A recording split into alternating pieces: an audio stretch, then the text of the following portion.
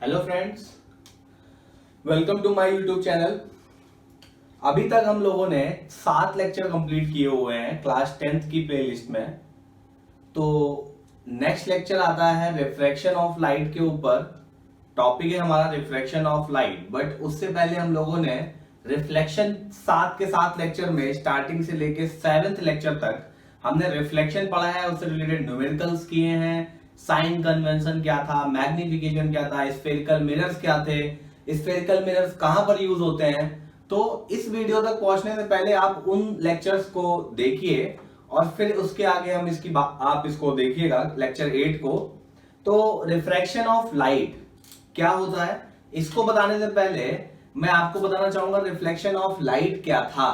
जो मैंने पिछले लेक्चर्स में बताया रिफ्लेक्शन ऑफ लाइट क्या था, आपने डेफिनेशन में पढ़ा है bouncing back of a light from a highly polished surface is known as reflection of light. Light आई यहां से इस सरफेस पर पड़ी, स्पाइरल में पड़ी और बाउंस बैक हो गई। ये क्रॉस करके इधर वापस नहीं जाएगी, तो क्रॉस करके दूसरी तरफ नहीं जाएगी है।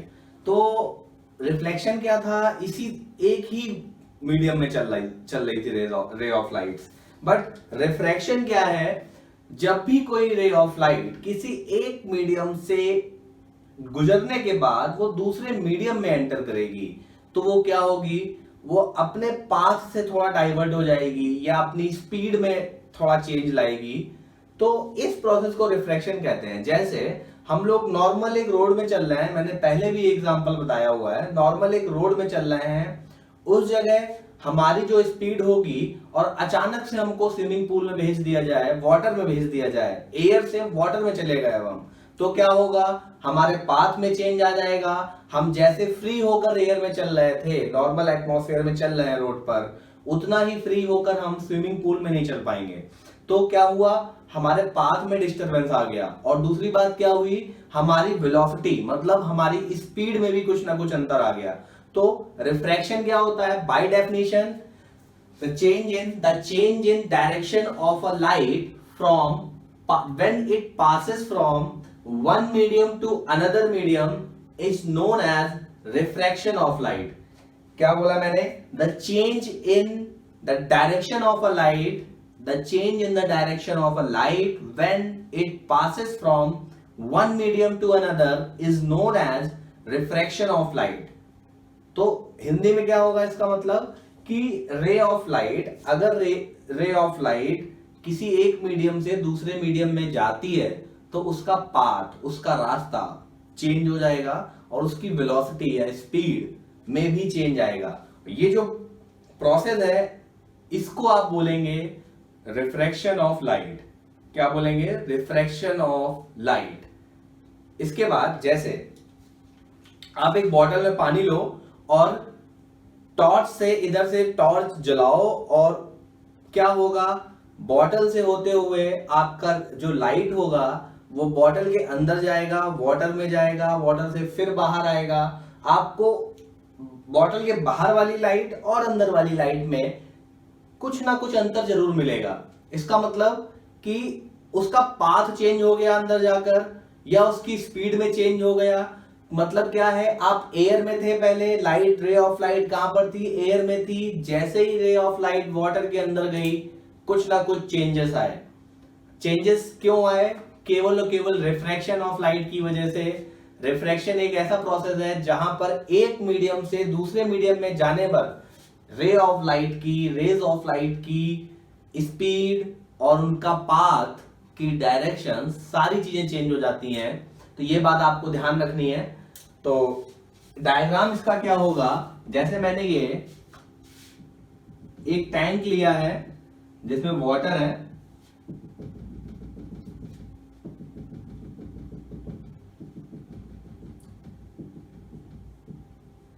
वाटर है, बाहर एयर है। तो यहां से कोई रे ऑफ लाइट आती है, इंसिडेंट रे, और मैंने रिफ्लेक्शन में बताया था जब भी कोई रे किसी सरफेस पर जैसे ही पड़ेगी तो ये पॉइंट ऑफ इंसिडेंट पर आपको नॉर्मल ड्रॉ करना है। ये नॉर्मल है, इसको हम n से रिप्रेजेंट कर दे रहे हैं। तो क्या होगा, ये अपने पाथ से कहीं ना कहीं चेंज हो जाएगी। ये देखिए इसका रियल पाथ क्या था, इसका रियल पाथ था ये इस लाइट का, ये, बट ये चेंज हो गई, डाइवर्ट हो गई टुवर्ड्स द नॉर्मल। तो आपको ये बात ध्यान रखनी है, इसको इंसिडेंट रे बोलेंगे। पहली वाली जो रे आई है उसको इंसिडेंट रे बोलेंगे, is called incident ray. Initial ray is called incident ray, this is normal and this is refracted रे।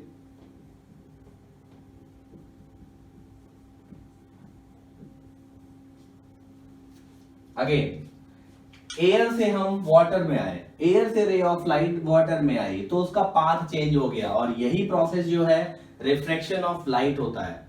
दूसरी बात, इसके आगे हम लोग को लॉज ऑफ रिफ्लेक्शन पढ़ने हैं, रिफ्लेक्शन नहीं सॉरी रिफ्रैक्शन पढ़ने हैं। जैसे हमने लॉज ऑफ रिफ्लेक्शन पढ़े थे, सेम दो लॉ होते हैं, बस सेकेंड वाला चेंज है, फर्स्ट सेम है। फर्स्ट लॉ क्या था रिफ्लेक्शन का? रिफ्लेक्शन का फर्स्ट लॉ था incident ray, reflected ray and normal all are lie in the same plane. Same बात रिफ्रैक्शन के लिए, इंसिडेंट रे, रिफ्रैक्टेड रे, रिफ्लेक्टेड रे की जगह आपकी रिफ्रैक्टेड रे आ जाएगी, REFRACTED, refracted ray and normal all are lie in the same plane. देखिए यहां पर आ रहे, ठीक है। फर्स्ट लॉ क्या है? Incident ray, reflected ray and the normal. तो नेक्स्ट टॉपिक क्या है हमारा? Laws of refraction. और आपको एक बात इससे पहले याद रखनी है, थोड़ा मैं बता देता हूं आपको। पहली बात तो laws of reflection, refraction sorry, and first law is, first law incident रे,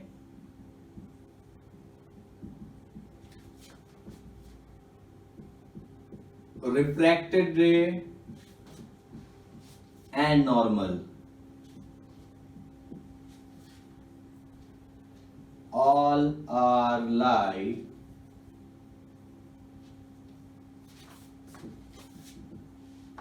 in the same plane।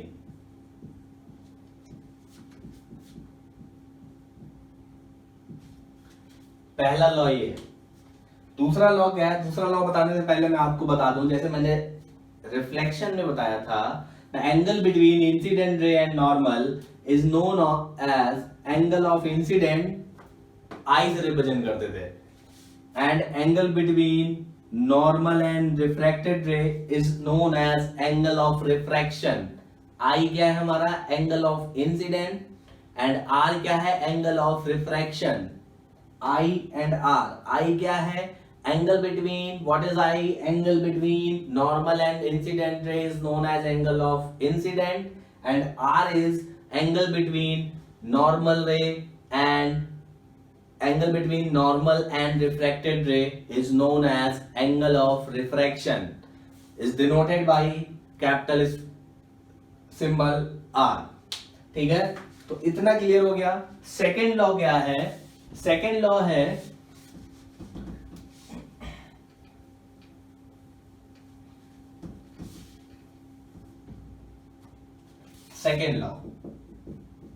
Second law है sine I upon sine R is equal to constant. Sine I upon sine R is equal to constant and this law is known as second law of refraction और Snell's law, और Snell's law. इस law को sine I upon sine R is equal to constant. अब देखिए इसका मतलब क्या है? The ratio of sine of angle of incident, the ratio of sine of angle of incidence to the ratio of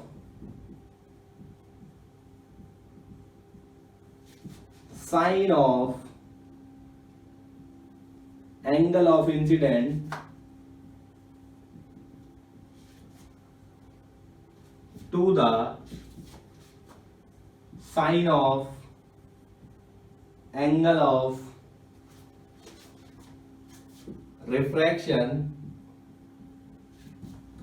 is known as, is always constant.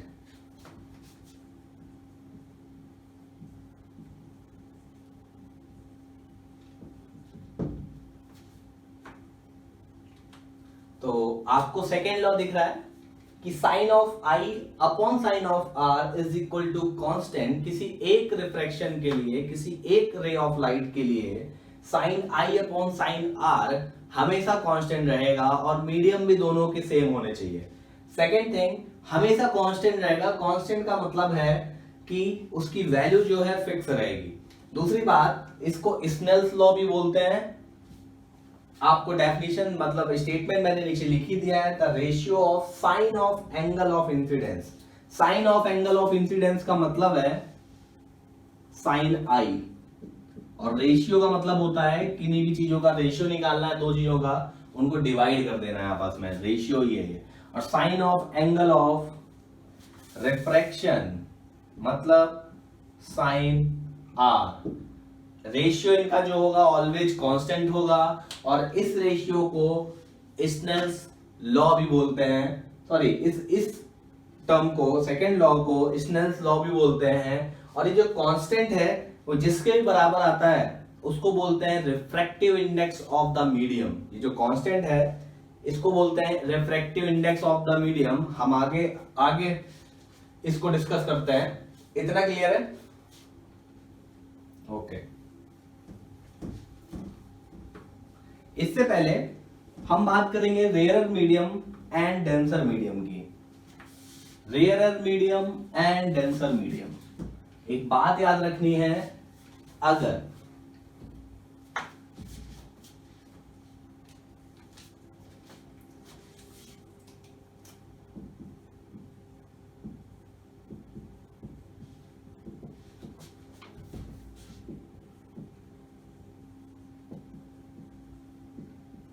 इसका क्या role है, इन दो वर्ड्स का क्या रोल है यहां पर।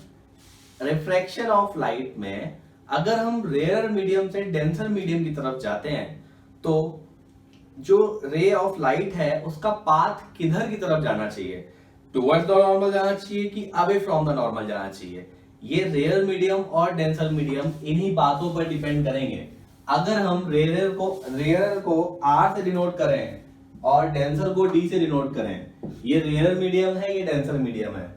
अगर ray of light first case rare से डेंसर में जा रही है, from rare to denser, R to D, मतलब अभी हमने पीछे पढ़ा ये वाटर वाला पार्ट था, water is more denser then air, water is more denser then air. ये एयर है, बाहर अंदर वाटर है। तो क्या हुआ, रे आई, और जैसे रे आई पॉइंट ऑफ इंसिडेंट पे हमने नॉर्मल ड्रॉ कर दिया। ये नॉर्मल है हमारा, ये नॉर्मल हमारा, ये इंसिडेंट रे, ये। अब देखिए क्या हुआ, रे को ऐसे जाना था बट वो टुवर्ड्स नॉर्मल बेंड हो गई। तो आपको बात याद रखनी है कि रेयर मीडियम से डेंसर की तरफ अगर रे ऑफ लाइट जाएगी, रेयर टू डेंसर मीडियम पे जाएगी अगर रे ऑफ लाइट, तो क्या होगा, लाइट बेंड हो जाएगी towards normal, towards normal,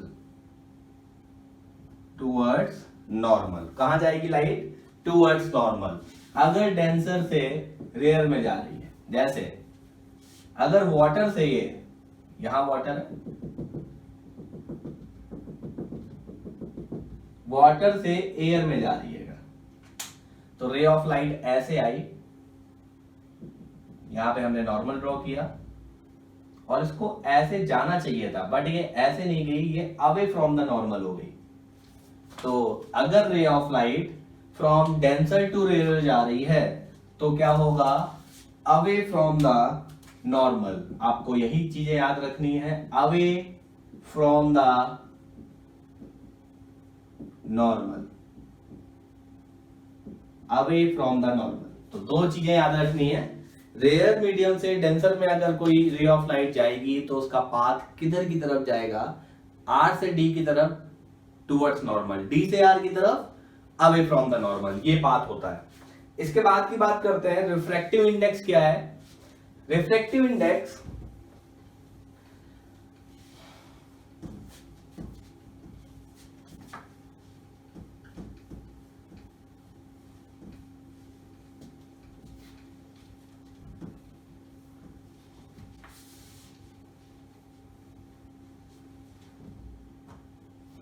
refractive index of the medium, refractive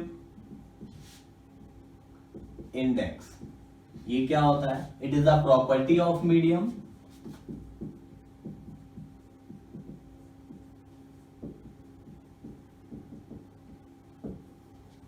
कैसे, क्या ध्यान रखना है, हमने लेट कर लिया कोई भी रे ऑफ लाइट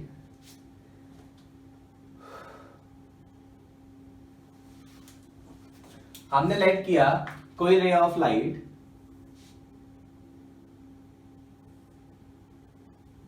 इसको यहां ना बना करके हम यहां बनाते हैं,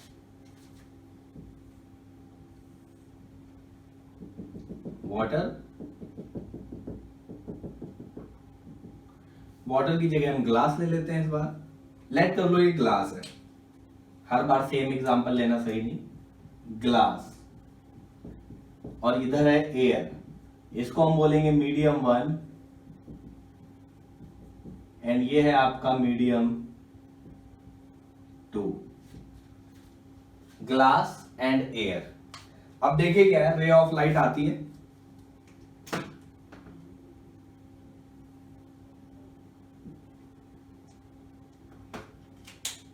ये हमने नॉर्मल ड्रॉ कर दिया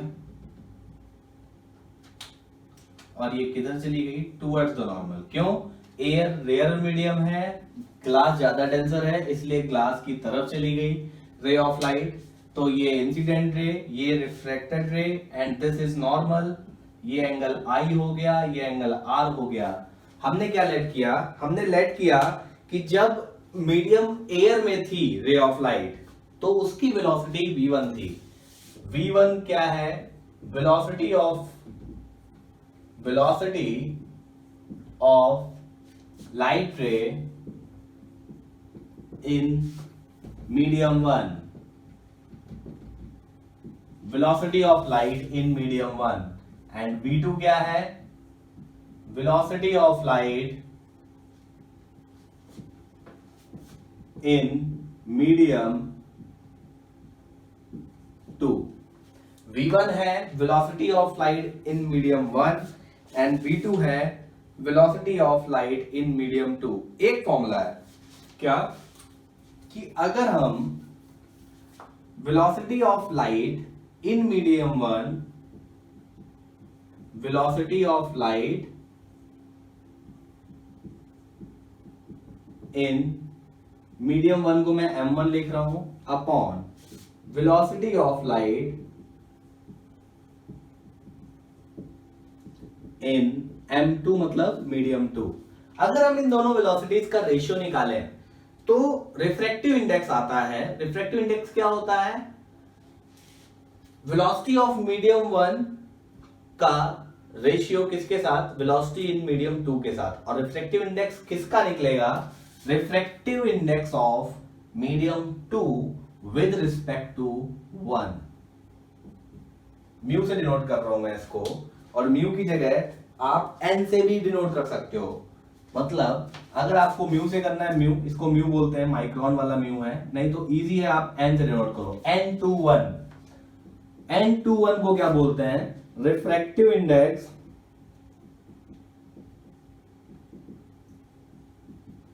ऑफ मीडियम 2।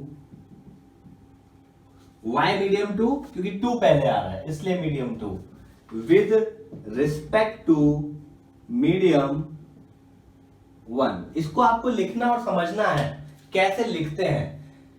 मीडियम 2 है यहां पर, रिफ्रैक्टिव इंडेक्स किसका है, मीडियम 2 का। तो वेलोसिटी किसकी अपॉन में है, मीडियम 2 वाले की। जिसका रिफ्रैक्टिव इंडेक्स होगा उसकी वेलोसिटी अपॉन में होगी। मतलब अगर मैं इसको velocity of in medium 1 v1 था, वेलोसिटी इन मीडियम 2 v2 था, मतलब n21 is equal to v1 upon v2. This is equation first. If we write if we write N12, ये क्या होगा? Refractive index of medium 1, why 1 is before 2, refractive index of medium 1 with respect to medium 2, क्या होगा इसका formula? What? V2 upon V1, Y 2 जो है वो बाद में आ रहा है। मैंने क्या बोला? जिसका रिफ्रैक्टिव इंडेक्स होगा उसकी वेलोसिटी अपॉन में आएगी डिनोमिनेटर में, तो जो बचा उसको न्यूमरेटर में। V2 अपॉन V1, आप क्या करो? First equation and second equation का मल्टीप्लाई करा दो। First equation and second equation का मल्टीप्लाई करा देंगे हम, तो हमको देखते हैं क्या मिलता है। Multiplying equation 1 and equation 2, we get N21 multiply by N12 is equal to, N21 की वैल्यू क्या थी? V1 upon V2 and multiply by V2 upon V1, cancel out हो गई है, 1 बचे। मतलब N21 multiply by N12 is equal to 1। इसको आगे और क्या लिख सकते हैं? इसको हम आगे लिख सकते हैं N21 is equal to 1 upon N12, और एक तरीके से और लिख सकते हैं N12 is equal to 1 upon N21। दो फॉर्मूले बना सकते हैं। मतलब अगर हमको refractive index of second medium पता है, तो refractive index of second medium अगर हमें पता है, तो फर्स्ट मीडियम का भी हम रिफ्रैक्टिव इंडेक्स निकाल सकते हैं। कैसे? उसका 1 upon first medium second medium करके। अगर हमको फर्स्ट मीडियम का रिफ्रैक्टिव इंडेक्स पता है तो सेकेंड मीडियम का निकाल सकते हैं। कुछ नहीं करना है, उसका रेसिप्रोकल कर देना है। अगर मैं आपसे बोलूं कि refractive index of N12 is equal to 3/2 and find N21, तो N21, क्योंकि 1 2 एंड 21 इन्हीं की बात हो रही है, तो N21 को हम लिख सकते हैं N12 एंड 1 अपॉन N12 की वैल्यू 3/2, ये ऊपर चला जाएगा फ्रैक्शन के रूल से, वी गेट 2/3। तो आपको ये बात ध्यान रखनी है कि रिफ्रैक्टिव इंडेक्स क्या होता है? The ratio of velocity of medium of light in medium 1 to the velocity of light in medium 2 is known as refractive index of medium 2। अगर हम मीडियम 2 के रिफ्रैक्टिव इंडेक्स की बात करेंगे तो डिफाइन कैसे करेंगे उसको? The ratio of velocity of light in medium 1 to the velocity of light in medium 2 is known as refractive index of medium 2। it is unitless quantity. मतलब क्या है? इसकी यूनिट नहीं होती है। जैसे स्पीड की यूनिट है मीटर पर सेकेंड, टाइम की यूनिट है सेकेंड, तो ऐसे ही इसकी यूनिट नहीं होती है। तो आपको ये बात ध्यान रखनी है, इसकी कोई भी यूनिट नहीं होती है, क्योंकि speed upon speed cancel out, no dimension. ये बात आपको ध्यान रखनी है, कोई भी यूनिट नहीं होती इसकी। तो रिफ्रैक्टिव इंडेक्स में इतना ही है। इसके आगे एक छोटी सी बात और है। अगर हम,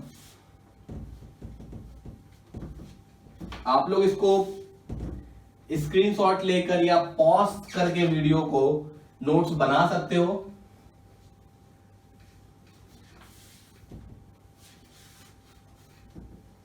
इफ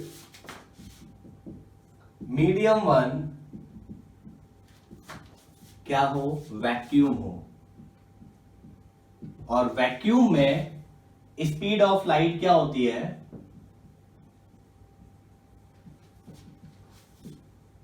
डिनोट करते हैं उसको C से, जिसकी वैल्यू 3 × 10⁸ मीटर पर सेकेंड होती है। इसको तो ऐसे ही नॉर्मल याद रखना है, बट डिनोट किससे करते हैं? उसको C से डिनोट करते हैं।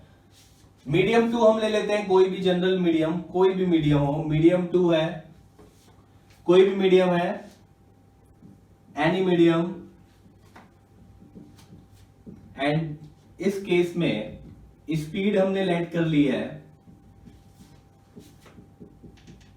V, in general V let कर ली है। तो refractive index of second medium with respect to first medium क्या होगा, velocity of second medium, velocity of first medium by second medium का रिफ्रैक्टिव इंडेक्स निकालना है तो सेकेंड मीडियम अपॉन में डिनोमिनेटर में आएगा, तो refractive index of second medium is equal to velocity of first medium upon velocity of second medium, and velocity of first medium क्या है, c है, c upon and second medium v, and refractive index जब कभी हम vacuum के terms में निकालते हैं, वैक्यूम से रिलेटेड निकालते हैं किसी भी मीडियम का, तो उसको हम n21 फिर नहीं लिखते हैं, नॉर्मली हम उसको n भी लिख सकते हैं, n is equal to c upon v, refractive index of any medium with respect to vacuum, with respect to vacuum is known as, normally refractive index, absolute refractive index is known as absolute refractive index, क्या बोलते हैं उसको, absolute नाम है। जब भी हमने C vacuum लिया है फर्स्ट मीडियम में तो रिफ्रैक्टिव इंडेक्स चेंज हो गया, नाम एब्सोल्यूट रिफ्रैक्टिव इंडेक्स हो गया। तो किसी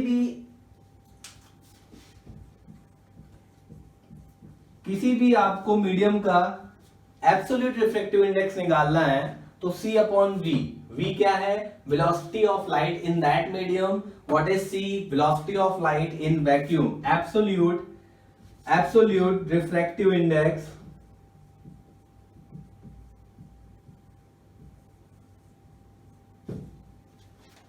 ये बातें आपको याद रखनी है। जैसे एग्जांपल अगर हम लेंगे तो एयर का एब्सोल्यूट रिफ्रैक्टिव इंडेक्स अप्रोक्सीमेटली 1 होता है, 1.003, एंड ग्लास का, आइस का, वाटर का 1.33 होता है, ग्लास का 1.5 आई थिंक 1.5 के अप्रोक्सीमेटली होता है। तो यही चीजें हैं आपको रिफ्रैक्टिव इंडेक्स में याद रखना है। एब्सोल्यूट रिफ्रैक्टिव इंडेक्स याद रखना है क्या होता है, जैसे ही एब्सोल्यूट नाम आ गया तो आपके दिमाग में एक बात आ जानी चाहिए कि फर्स्ट मीडियम क्या है, वैक्यूम है, ठीक है। और वैक्यूम में लाइट की स्पीड को हम c से रिप्रेजेंट करते हैं, इसीलिए v1 की जगह हमने c लिख दिया और v2 की जगह नॉर्मली v लिख दिया। तो n is equal to c upon v and refractive index is a unitless quantity. Okay, thank you. ज्यादा से ज्यादा शेयर करिए हमारे वीडियोस को, जिससे बहुत सारे बच्चों तक ये सारी चीजें पहुंच पाए। और इस लेक्चर में मैं इतना ही रखूंगा, आगे हम स्फेरिकल लेंसेज की बात करेंगे नेक्स्ट लेक्चर में। Okay, thank you so much.